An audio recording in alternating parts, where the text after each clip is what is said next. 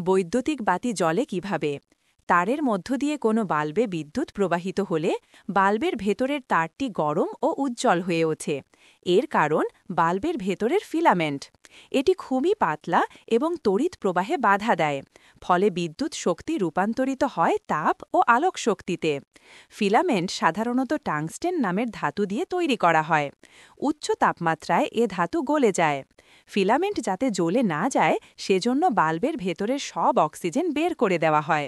এর পরিবর্তে ব্যবহার করা হয় নিষ্ক্রিয় গ্যাস, যা কোনো বিক্রিয়ায় অংশ নেয় না।